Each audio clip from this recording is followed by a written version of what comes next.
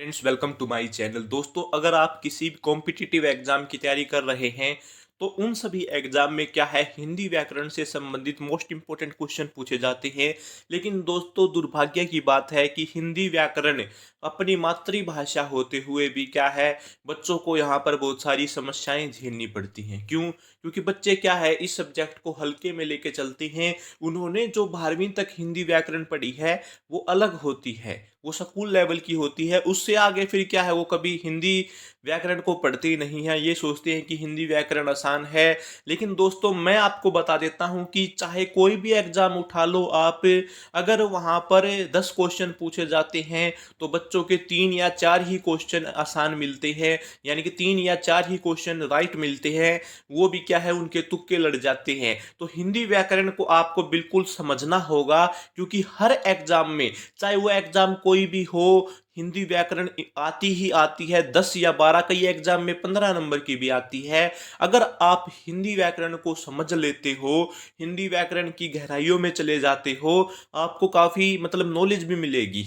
मैं आपको क्या है, हिंदी व्याकरण को बहुत ही अच्छे से समझाऊंगा। कॉम्पिटिटिव एग्जाम के लिए जो हिंदी व्याकरण होती है, मैं उसका कोर्स आज से स्टार्ट कर रहा हूं।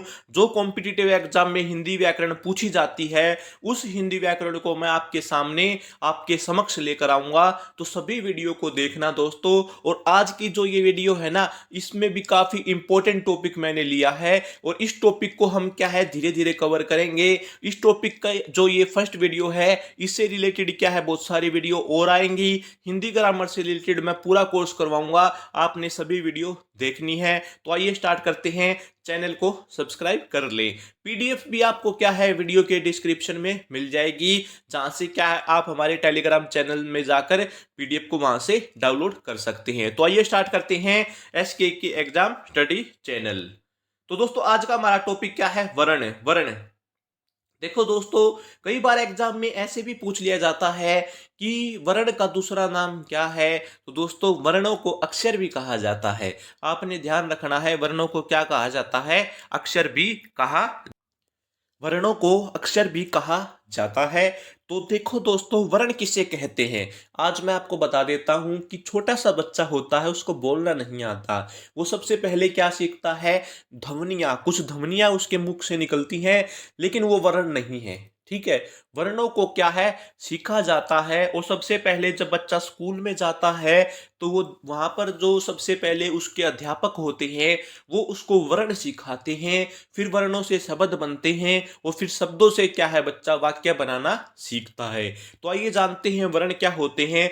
जिस ध्वनि के टुकड़े नहीं कर सकते, उसे वर्ण कहते हैं। देखो दोस्तों, हमारे मुंह से जो हवा के साथ ध्वनि निकलती है, उन्हीं को तो क्या कहते हैं, वर्ण कहते हैं। और जो वो ध्वनि निकलती है ना, उसके टुकड़े नहीं हो सकते, यानी कि उसी जिसके टुकड़े नहीं हो सकते, जिस ध्वनि के टुकड़े नहीं हो सकते, उसे क्या कहते हैं, वर्ण कहते हैं। एक और परिभाषा देख लो, भाषा की सबसे छोटी इकाई को, भाषा की जो सबसे छोटी इकाई है ना, उसको वर्ण कहते हैं। वर्ण की परिभाषा भी आपको पता होनी चाहिए। कई बार एग्जाम में पूछ लिया जाता है, परिभाषा दे देता है और नीचे बहुत सारे ऑप्शन दे दिए जाएंगे, तो आपको वर्ण की परिभाषा भी ज्ञात होनी चाहिए। तो आइए स्टार्ट करते हैं, आगे बढ़ते हैं। मौखिक आधार पर, मौखिक आधार पर भाषा की सबसे छोटी इकाई कौन सी है। मौखिक आधार मतलब बोलते समय जो भाषा की सबसे छोटी इकाई है, वो कौन सी है दोस्तों, वर्ण है।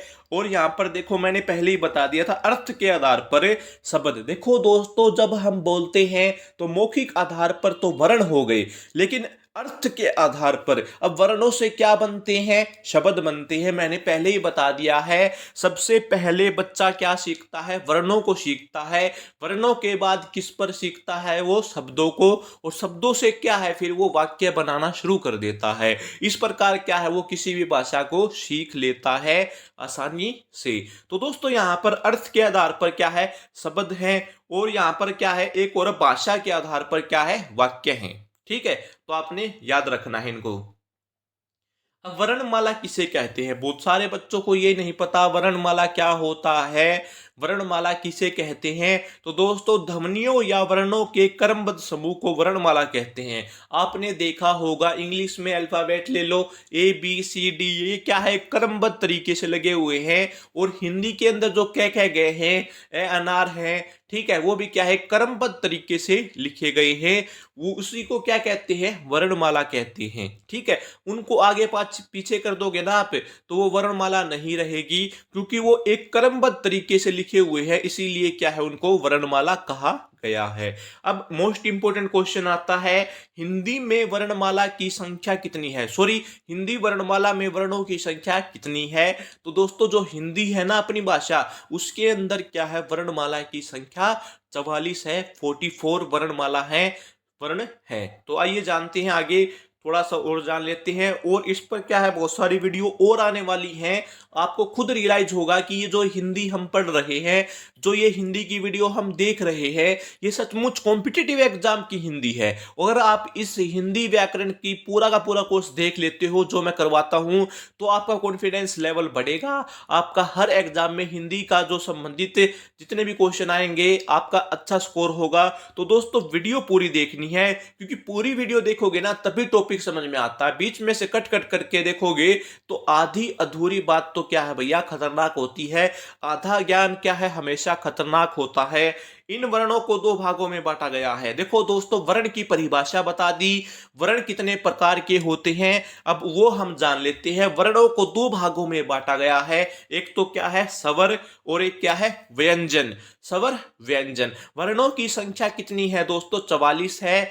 और जो स्वर है वो कितने हैं? 11 है। व्यंजन कितने हैं? 33। वर्णों की संख्या तो 44 है, स्वरों की संख्या देखो, वर्णों को दो भागों में बांटा है, एक तो स्वर और एक व्यंजन। तो यहां पर जो स्वरों की संख्या है वो कितनी है? 11 है। व्यंजन की संख्या कितनी है? 33 है। तो दोस्तों इस वीडियो के अंदर क्या है, मैंने वर्णों से संबंधित कुछ जो बेसिक जानकारी है वो आपके साथ शेयर की है। अगली वीडियो आएगी स्वर पर, उससे जो अगली वीडियो होगी व्यंजन, यानी कि 3 वीडियो के अंदर हम क्या है आसानी से इस टॉपिक को कवर कर लेंगे। तो आप चैनल को सब्सक्राइब कीजिए, पीडीएफ भी आपको हमारे टेलीग्राम ग्रुप में मिल जाएगी।